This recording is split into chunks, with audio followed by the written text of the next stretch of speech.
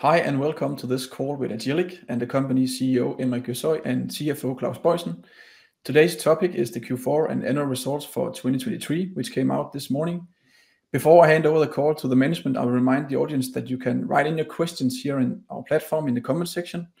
I will make sure to ask all the questions in the Q&A session after the management presentation.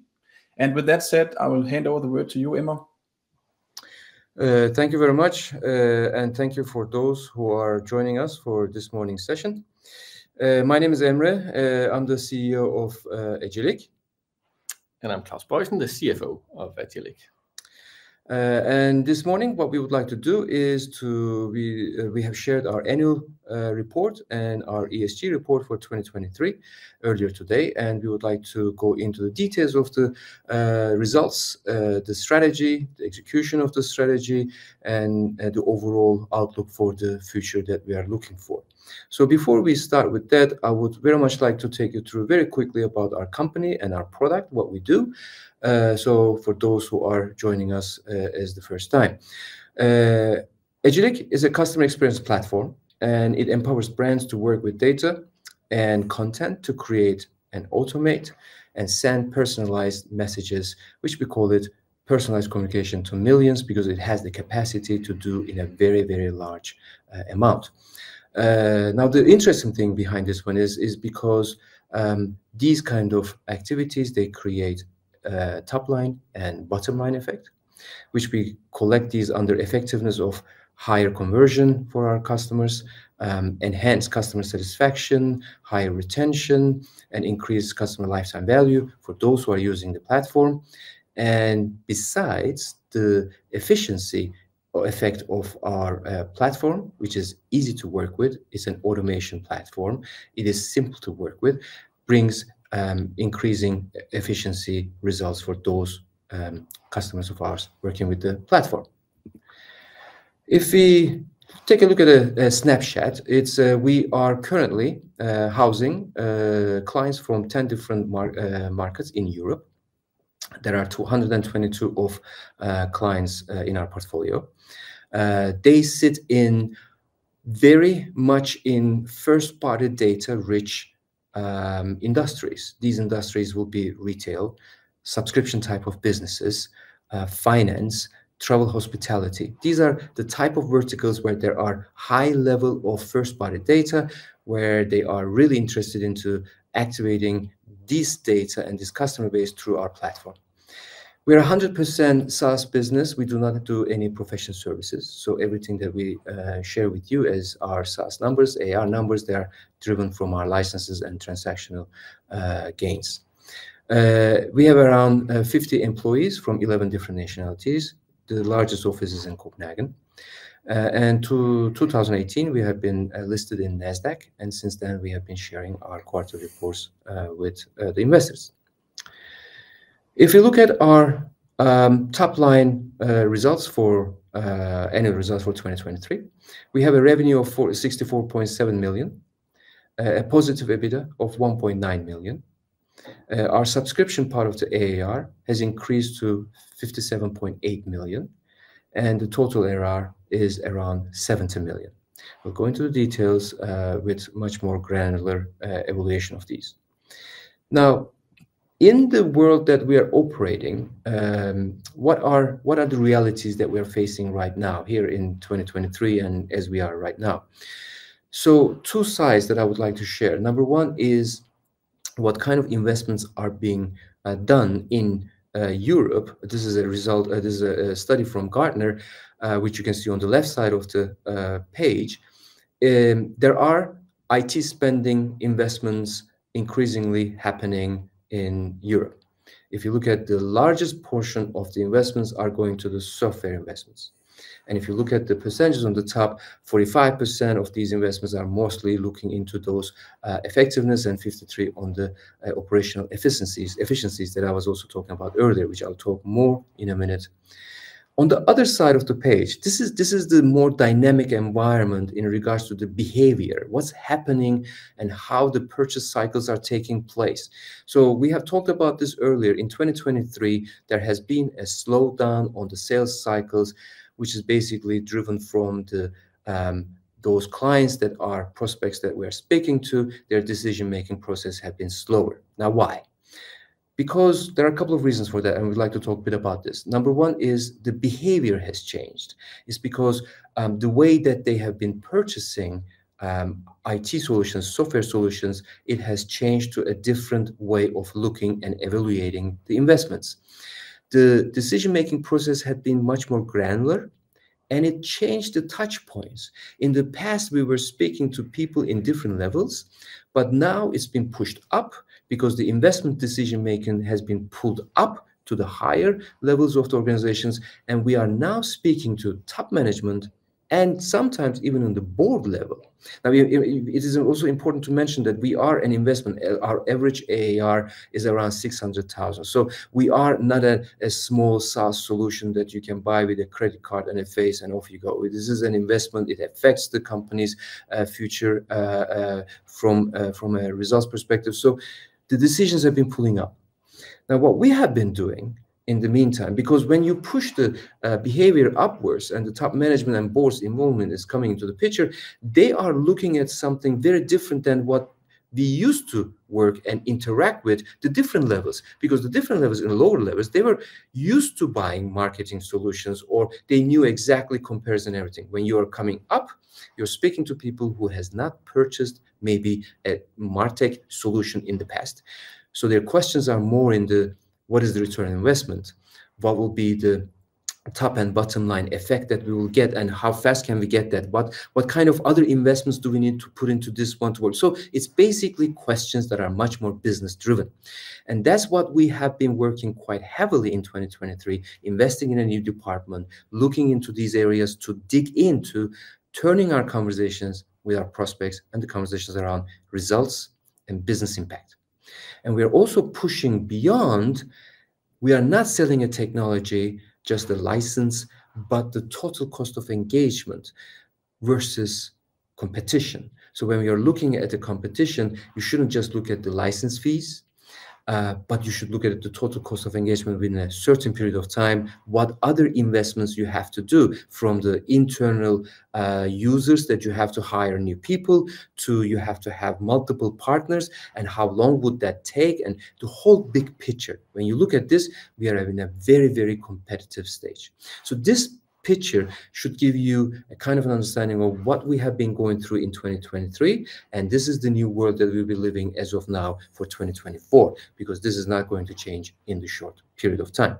Now, why are we so focused on this, and do we have enough stories and facts and proof points that we can actually go and claim this? This is one of the things that we have been pulling a lot about our clients. I mean, these are some snapshots of our clients, facts and figures behind the results that have generated for their business. And Agillic has been part of this catalyst in the process of achieving these tasks. For example, top left corner, Quick, they're talking about 73% time saving. Now, they're operating in 8 markets, and they're talking to millions of people, and there's a sales cycle that they work with 13 years. So people, they change their kitchens or bathrooms in every 13th year in an average. And you have to hit this right person at the right time, building a relationship of many, many years. And by the time the decision is being taken, you need to be there with a relevant information. Now, imagine doing this for millions of people in 8 different markets. That's the automation's power. That's the impact that we can bring on the table. So what we can do, these are some examples of whether it's an effectiveness top line effect or efficiency bottom line impact. This is the conversation that we are taking into our stories in 2024, and this is the part that we are moving forward. That's why I like to call it that Agillic is a growth engine. It's a business platform. It's a customer experience platform that delivers business results. That's the story that we are focusing on at the moment. Let's look at some more numbers. So, as Emma mentioned in the introduction, our total revenue for 2023 ended at 64.7 million, and that was generated mainly by a minor growth in our ARR or our revenue from subscription that increased to 52.4 million. while our revenue transactions dropped to 12 million, a total revenue decrease of 3% that was impacted heavily by the transaction revenue. We will come a little bit more back to these revenues a little bit later in the presentation. Our committed future revenue at the year end 2023 ended at 28.4 million. Basically, you can say that 28.4 million of our next year's revenue is already secured and committed. And if you look towards the revenue that we had in 2023, which is 52.4 million, it's more than 40% that actually is already in the books and committed for 2024. So a fairly strong number for our 2024 numbers and a good platform. If we look at our EBITDA, in 2021 we started or 2020 we started a financial strategy to deliver positive EBITDA.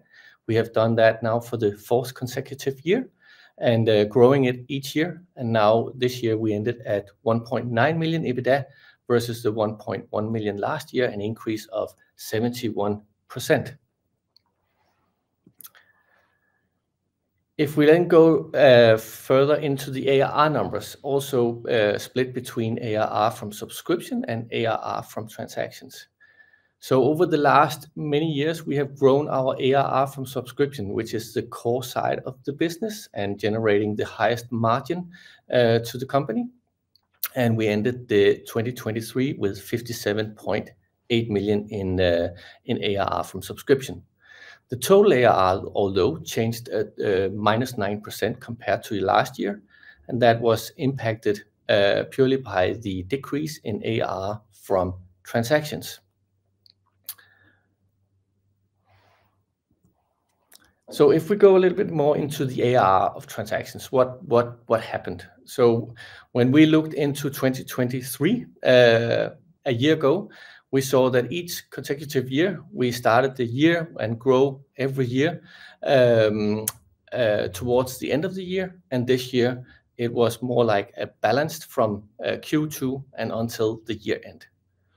The reasons for this is that we have seen the global price increases in the SMS cost. We have a third-party supplier that delivers SMS, so we are reluctant on what the prices are in the market, and we forward that to our clients. So when the price increases, the usage among our clients will decrease if it's getting too expensive on their P&L. So several companies, especially retailers, have reduced the number of SMS communications to align with the budgets and the new market cost structure during 2023. If we look at the seasonality again, we usually saw the last 2 years that it doubled over the years or over the quarters, while we in 2023 saw a decline of 29%. That also led to an ARR decrease of 46% year over year. What are the main factors for the decrease versus last year? So geopolitical and macroeconomic situation has caused the majority of this declining. If we have shown here 3 countries that has been significantly impacted by what we call geopolitical situations, and those are all 3 markets that are dropped significantly in our clients' uses of communication with SMSs to these countries. So significantly decreases from 22 to 2023 on all 3 markets. And if we look at it quarter over quarter in 2023, we saw the decrease in Q1 and into Q2, a balance in Q3, and then suddenly we saw another decrease in Q4 when the war started in Israel. So highly impacted, and majority of the impact from our decline in transactions is based on these geopolitical factors. A bit more on our SaaS matrix and our SaaS highlights. The number of clients by year end was 122 versus 118 last year. We remained at our average ARR of 600,000 that Emma also spoke about. It's a product that in average to our clients costs 600,000. If we look a little bit more into our strategy on gaining more international clients, we have increased the number of clients that we have won that were international in 2023 compared to 2022. So in 2023, 40% of our new clients came from international market. Although out of those clients, they brought in 70% of the new ARR value compared to last year, where it was 39%. So this in all means that the number of clients that we have gained from international markets in average has a lower ARR than our general average. And the factor here is that it's not necessarily a pattern of what is an international win versus a national win. It's more like which clients are we gaining. So some clients, they're ranging an ARR from 100,000 and some up to several million. And of course, if you hit a client in the international market that is a bigger client, then this percentage will, of course, naturally grow from international wins. So the number of clients is the main topic here that we're focusing on. On the net revenue retention, we ended 2023 at 99, adjusted for the FX exchange to Norwegian kroner. So it's close to 100. It's based on uplifts that we have done with our clients and price adjustments, but also the impact from what Emma said in the market about how do clients look at the cost side and how do they look at their technology. It also means that they are impacted by the geopolitical markets and maybe see a volume that is decreasing in their segment, which impacts us, and that means that they need to follow with that in the downgrade. So therefore, we ended the year close to 100 in our net revenue retention. On our customer acquisition cost, we remained at what we will say a very low level at 200,000 or 0.2 million at the year end 2023. So year over year, we aim to spend our customer acquisition cost through our partners and our partner network and generate new customers and new clients through our partner network, which means that we can maintain our customer acquisition cost at a fairly low level. And that, of course, leads to a months to recover CAC of only 6 months. So based on the growth that we have in revenue from subscription and the decline in transactions revenue, we still look at our operations often and make sure that we have a top-class operational excellency. So over the years, we focus on sustainable capital efficient growth, and that means that we are looking towards how our cost base is and how can we grow within that frame. We have increased the revenue per employee over the last 3 years by 41%. So still focusing on a fairly steady level and lower level in the employees over the 4 years versus a steady increase in our revenue. So that generates, of course, the EBITDA of the 1.9 million that we are able to grow this index year over year and provide a solid platform to drive EBITDA margin in the future for the future growth. Yes. I think if you actually do this exercise on the ARR level, you will also see that the number is much greater, and this is the way also we can also look at it, that we are not dependent on the number of people that we have to increase our ARR. So this is another way of saying that we have established a strong business model to expand and scale the business without not necessarily increasing the number of employees. Next slide is about our cash flow highlights for 2023. We started the year with 7.4 million and ended the year with 9.8 million. In general, we saw that our cash flow from operations was were lower than we originally expected, but mainly the reason for that is that our closed contracts in Q4 were in late December, and there were a few postponed receivables that were received in January. So all this is, or most of this is related to a seasonality. Our strategy remains that we want to be cash flow operational positive. The cash flow from operation constant. We have been constant in those investments over the last couple of years, and we invested 11.7 million in our software in 2023. And then the cash flow from finances was of course impacted by the capital increase that was done in Q1 2023 when we had Viking on board. This is different. So this is a different topic. Yeah. This is a little bit more complicated topic. But Agillic has, in the period of 2019 to 2022, applied for tax credit. And that was based on the interpretation at the point in time and based on consultancy with our advisors, and as many other companies have done it.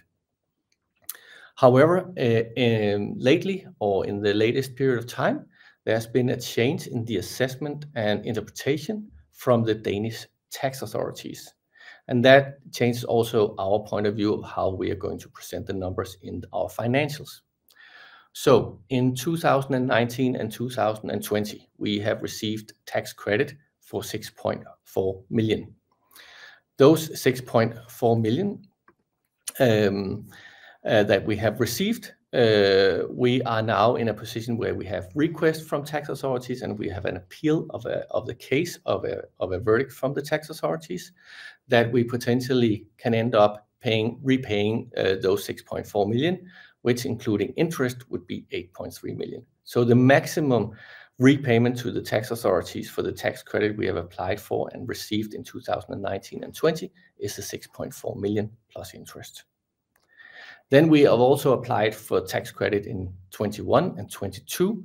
We haven't received those money. So they were presented in our financial reports earlier as a receivable. Those 6 million as a receivable has been reversed, so we don't have a receivable anymore. And that impacts our P&L, the tax line, for 12.4 million and interest of 1.9. So that is the main impact of how our net profit this year is actually so negative. So again, the maximum of this is 8.3 as of calculated as of year end. And when we are going to, and if we are going to repay it, is still very uncertain. When is impossible to say, but we do not expect that it will be this year, but we are taking the precaution of anything can happen because of the latest interpretations differs all the time. But we can say that we have taken the worst case in our books in 2023. Yes. Yes. All right. So that from there on, how do we look at 2024? We expect a revenue in the area or in the range of 62 to 66 million, and positive EBITDA of 0 to 2 million, and an ARR of 66 to 74 million. And the ARR consists of ARR from transactions that we have said is between 10 and 14. It was ended at 12.3 in 2023. And the reason for us having the range above and below the number we came out with by the end of 2023 is explained by the volatile situations that we are facing and presented in the ARR transaction part. While we on the ARR growth side are expecting a stable or a slight growth. And the reason why we are doing that on the ARR is because we have geopolitical impacts that we have spoken about. The consumer behavior of our clients is impacting the business and consequently can lead to a decrease or downgrade in our license fee if the client is decreasing their volumes.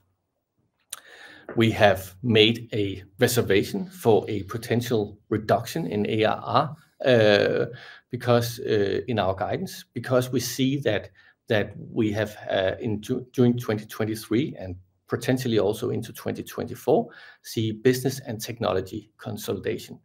Business consolidation means companies that are acquired by larger companies and then forced to, or may not be forced to, use their marketing automation software or their software that competes with our software, or a technology consolidation where it simply is an IT infrastructure where they say they only want to use one IT infrastructure or service supplier, and thereby it's a consolidation that can impact whether they will maintain with an Agillic software solution. We also remain focused on the sustainable organic growth, so we still strive towards positive and increasing EBITDA in 2024 and constantly adapting to the volumes that we see. And then the last thing was the tax credit. So the change in the assessment means that we have to be prepared for a repayment of the 8.3 million, and that also will impact our timing of when we can invest in growth, and that will be a decision that we constantly review as the year goes by. Yeah. So we must say that we have been quite conservative and cautious in our approach for 2024, how we look at the market and the developments.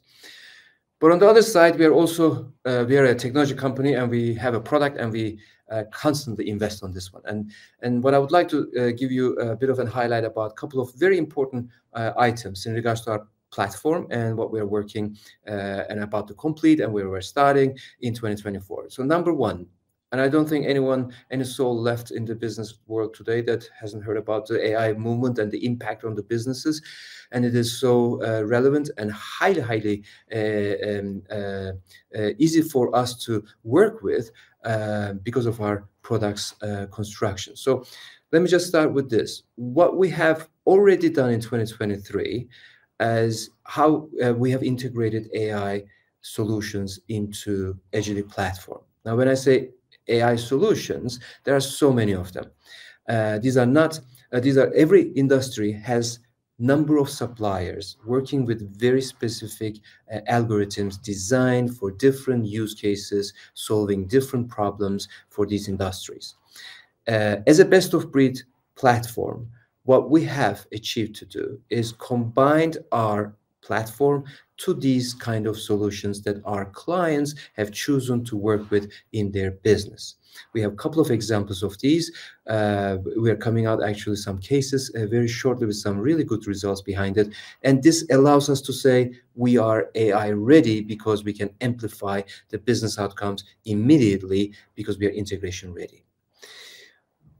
Besides some other AI alternatives I'm going to talk about also for our internal purposes. On the other side, we have also completed a very large platform upgrade for ourselves, and I think it's one of the largest ones of the last couple of many years that gives us not only the power to serve our clients with a better and much more efficient platform, but also allows us to be more agile and more feature-driven and more commercially market trends connected platform ability for improving our ability to create some solutions that can accelerate our commercial growth on the other side. And on the overall, whether it's an AI solution, whether it's a product platform upgrade or the features, they're all connected under two large promises. Number one is our effectiveness. So it's basically top line impact that we generate for our clients. And on the other side, doing this in a simpler, automated, faster fashion so that less people are involved into the process of, less human touch into the processes of working with our platform and thereby improving the efficiencies for our clients' businesses. These are the two unique areas that we're looking. Now, if I jump into with these platform upgrades and improvements and the focus around it, there are these 6 areas that we focus as our growth strategy pillars, and they're all thinking with the main thinking of internationalization and scalable and repeatable go-to-market strategy. These are all the initiatives that we are applying once, but in multiple markets. On the left side, we start with the market presence and expanding this into the new geographies that we're approaching to. We have focus markets such as Germany and Norway right now. And in the meantime, we're working with other markets where we can apply the same model that we are working with. Second area, it's our partners. As I said before, we do not have any professional services, so we work very closely with our partners to complete our exercise towards our clients. And when we talk about partners, there are two specific areas. One, how do we help activate our partners through co-creation, co-selling, co-marketing, various activities that we can do this more efficiently in the areas that we are going into the market. And the second is searching and bringing more partners into our portfolio. This is both in the new markets such as Germany and Norway that we are working really high, and also going into the new markets and how do we enter to the new markets with the new partners. The third area, it's as a SaaS company, we never finish looking into our pricing and pricing model and pricing levels. We always measure what we can do better, what we can improve. There's another area when we have been doing this year over year, and we're going to continue to do so also in 2024, looking into the markets that we're going into, looking into the areas of improvement in our model, as well as the levels. Fourth area, what do we need to do to improve the net revenue retention and increase the platform utilization for greater uplifts, for greater price increases, for greater engagement with our clients so that they get the most out of the value out of the platform, but in the meantime, their ARR engagement with us increases. There's a specific activity and a department established for this, and they're working very focused on this area. Bringing about the product in sync with commercial market needs, which I was talking about earlier, is another very important area this year that we will be able to do this in a much shorter cycles with higher impact. And this combined with the artificial intelligence driven initiatives. Now let's talk about this in three levels. So we have clients that have established their own data scientists and AI setup, and they've been training their own models for almost the last 12 months. Not every company can do that. So there's another group of companies, our clients, they're looking for segment and industry specific algorithm solutions that they can work with. Now, the important thing is algorithms should be activated. That's where Agillic comes into the picture, and that's where our integration successfully creating some results for those companies. You know, the overall, I was attending a meeting yesterday with a client of ours, and then it's basically bringing to a level that where their customers are saying, "You know me so well." That is the key sentence. The AI should be generating the relevance, the time, the engagement, everything is coming together into that level. The third level that we are working on is how do we bring certain AI solutions within our product itself. So that's another separate area our product team is working on, some small solutions that will be generic for everyone so they can actually be activated, but in the meantime, still supporting our continuous development. When I'm speaking about all these different areas, there's also a very strong platform of our business establishment that allows us to do such detailed conversations. I put them into three different areas. It's basically strategic initiatives, the financial readiness, product readiness, and across the board is, of course, comes people readiness.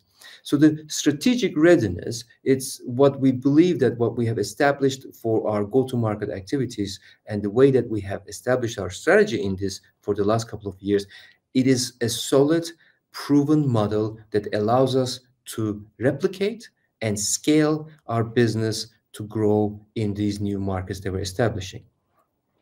On the financial readiness part, I believe we have shown our ability to deliver cash. In the last couple of years, we have been able to do this. We have been doing positive EBITDA for the last 4 years, and we have a very, very strong focus on how do we turn the cash EBITDA positive into our lives in the very shortest period of time. So this acceleration and the term of move forward from positive EBITDA to cash positive EBITDA is the whole mindset behind the financial focus.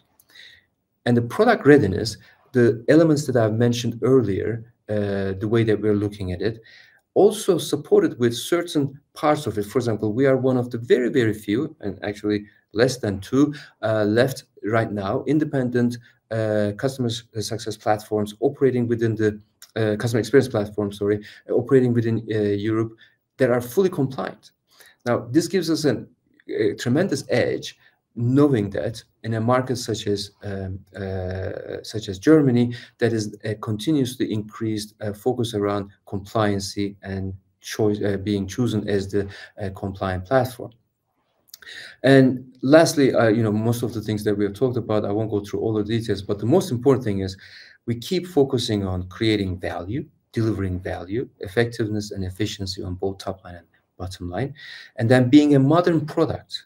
That is what I like to call a modern product, because we are AI ready, we are ready to integrate, we work with it, we are working with it, we are creating results with it. So we don't have to work towards an AI-driven solution. We are already delivering it with our clients in their businesses today. So this was the quick sum up of our year and our progress for 2024. Thank you, Emma and Claus. Should we jump to questions? Sure. Perfect.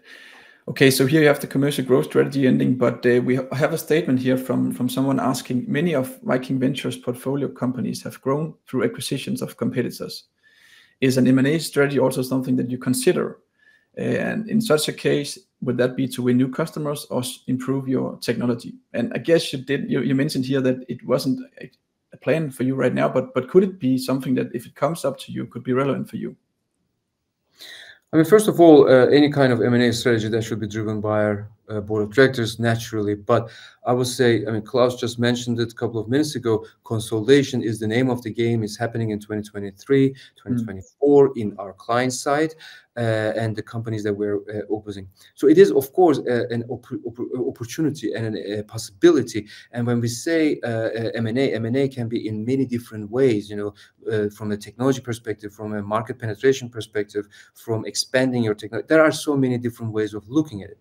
But I would say for the current time being, we are working with the strategy that we have agreed within the current stage with our board of directors, and we are focusing on delivering that. Perfect. Then we have a few questions about the cost side, because there's a question here about the guidance for 2024 seems to show none or little growth. Since you don't expect to grow, should you reduce your costs? And there's also a question here about the staff cost in terms of what your thoughts is about this part of the cost. So maybe some reflections on the cost side. Yeah. So first of all, we always work to be ready for whatever happens in the market. We work with the factor of operational excellency. Our salary cost and our number of employees in 2023 was steady. We have increased our revenue, not only if you look at a revenue from subscription, it has increased year over year per employee, but also in the total revenue. So we continue to focus on making every revenue count better on bottom line. So we still also, even though we see some challenges here into 2024 on the growth side, we still aim to have a positive EBITDA of 0 to 2 million. So we are adapting the cost side constantly to make sure that we invest the right money. And it's the same thing with the tax credit. What kind of money do we have to invest in? How much do we have to invest in growth and in our market penetration? And that's what we are calling sustainable growth and operational excellency.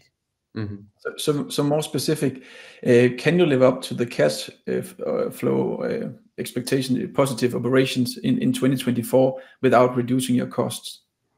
So cash flow from operations, we are expecting that we can deliver a positive cash flow from operations under the guidance that we have provided. Perfect.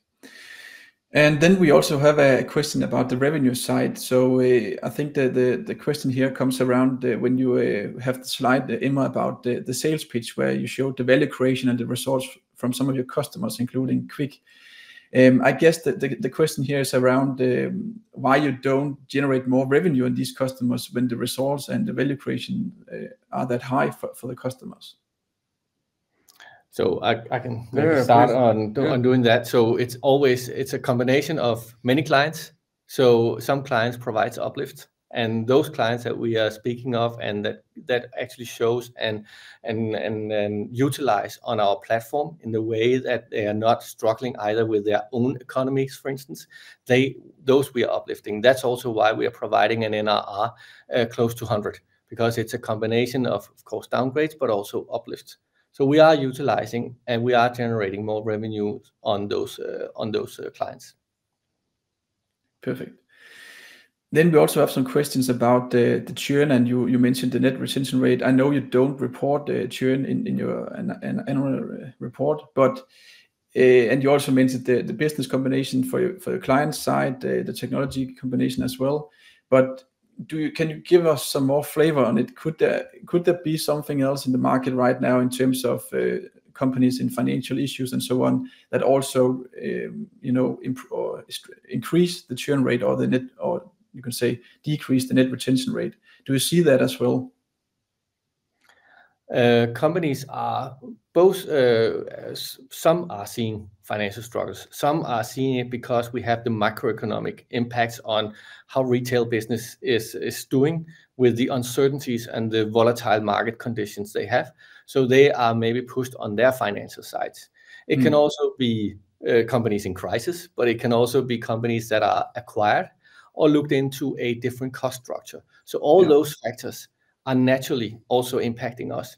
So I would say as long as we have such uncertainties in how the market will actually develop and what we see around the world, then there is always more precautiousness in the world. That impacts the idea of when you invest and how much you invest. And that's why we are talking about what are we providing to our clients? What are we talking about when we say value creation and efficiency and effectiveness? We feel it's such an important factor in order to gain and regain both growth, but also have and maintain the existing clients. I think it's also important to mention, partially 23 and absolutely 2024 will be about resilience, because you're absolutely right. The question is very, very relevant. And I usually try to say, we feel the pulse of the European economy in our business quite fast, because our customer or our client portfolio is highly affected by the customer behavior and the economy that is hitting them. So there's a very close connection. So imagine as everything from the three markets that we talked about, there's a terrible situation that is going on, which has an impact on our side. And every European economy right now is impacted by the certain changes, the macroeconomic changes. It could also be the other way around. We don't have to change anything. So our platform is the same. Utilization increases, suddenly the traffic increases, and then the whole thing changes to a whole other environment. So for us, 2023 and 2024 we are looking at is a resilience. So we are in the game and we are getting better, we're improving. But the real boom, I don't think will be happening in 24 for anyone, because most of these industries that we are operating with, they're all facing the macroeconomic impact. Yeah. Okay. Thanks. And Claus, turning over to the transaction sides, you also mentioned the SMS price and showed the graph about the development here. But we also have a question about the prices of the SMS transactions. Are these going more down again, or what is the outlook here? That's very hard to say. I think that I read an article this morning about EU potentially changing some legislation because the telecompanies are not making enough or sufficient money. And it's the telecompanies that we are impacted by that actually sets the prices for the SMSs. And they are impacted by energy prices, taxes, and everything else. So if I could predict what you are saying, I could probably predict something else as well. I don't think that we will see in 2024 that the prices will decrease. That's not my guess, because of the uncertainties, because of the lack of maybe sufficient earnings in the industry of telecommunication. Thanks. Okay, and moving on to a question about the gross margin. There is a general question here, and this was sent in before the annual report today. But the question is here, why is your gross margin on a lower level than similar companies with a gross margin level of 85 to 90%? And the simple answer to that is our gross margin on subscription are high, but the gross margin on our transaction is of course slowing down. So we can also see that the gross margin increased from 74 to 81% from 22 to 23 based on the ARR from transaction actually decreasing. So there's a huge impact from the ARR transactions of why it is still a little bit lower than what you call the market segment here. Yeah. I also think you covered the questions about AI pretty well, but if we look more long term, do you expect AI to increase or improve your growth rate, accelerating the growth rates again? And also regarding your platform, do you expect any updates here that have a measurable effect on ARR growth? Right, let me try to answer both questions. The first one, I certainly believe and hope so, because one of the AI's impact will be, basically there are generative AI works with two things. One of them is data, the other one is basically working with the content, and content is whether it's a text, whether it's a film, whether it's an image, it's all coming together. Now, having the speed and connecting this to a best of breed product like Agillic that can actually activate this, it's naturally a positive impact. I mean, I hope that we will be seeing companies who in the past did not have the ability to invest certain number of employees in a department and establish such complex structure to run a system as such, will be able to actually run this without. Actually, what we call that the low complexity commerce, which is basically machine speaking to machine environment, and thereby you're actually speeding up, the efficiency is higher, the cost is lower, and then yes, there will be hopefully a much greater impact. Now, how fast that will happen, that all depends on the developments that are happening across the board and on both sides of the technology. The second part of the question in regards to whether we will be able to improve our product with the AI, yes, that's also definitely the plan. But we are very careful to choose where we are applying AI in our exercise, because, and I'm not talking about the operational excellences that certain department is using AI so they can be faster. So I'm not talking about that. I'm talking about real product engagement and including AI-driven elements.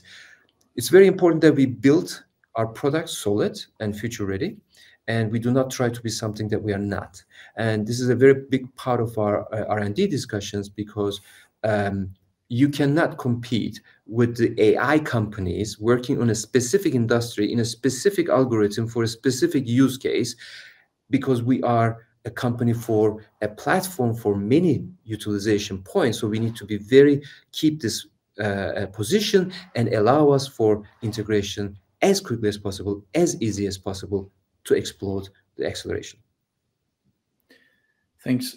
And then a few questions centered around your geographical presence. You can say, first of all, there's a question here regarding the Norwegian market. Why do you have more Norwegian customers than Swedish customers, also taking the country's size into account? It is actually a historical reason. We have had a very, very strong partner in Germany, and we are still working together with them, and we are still working and growing fast together with them in the market. It's purely the relationship and a strong, solid establishment of a partner and technology company like us, our relationship. That is the main reason behind that. Now, when we were speaking about selecting the right place to choose which market that we should invest on ourselves, of course, Sweden naturally a part of this conversation, but we have decided to focus our efforts more into Germany rather than Sweden, because it was very important for us to get acceleration from the Germany, because Germany has put digitalization as one of the 4 major strategic achievements for the country's next 10 years. So if we can be part of that movement, if we can be establishing this structure for the middle size, small, medium-sized companies, this would be a much greater return investment for us than being in Sweden. That was the main reason behind the thinking. Yeah. And you also showed the map here where you are present right now in about 10 countries, right? And there's also a question about, do you expect to expand outside these countries, or as you said here, you're focusing more on Germany, but do you have any other, you can say? Absolutely. Absolutely. So I can answer the question also in two different aspects. One is, yes, we are looking at it, but our main focus is Germany and Norway right now, because we need to make sure that we get the benefits that we are targeting before we expand the portfolio to the new markets.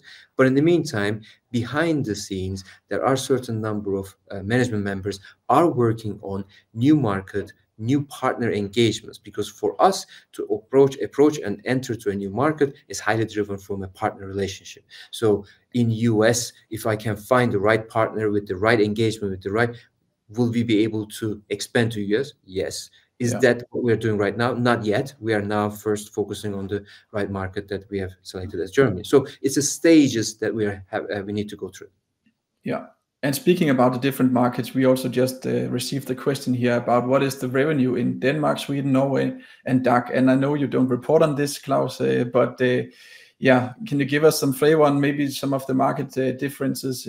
You already said something, Emma, but or maybe going forward, is that something that you expect to report on and divide into different market numbers?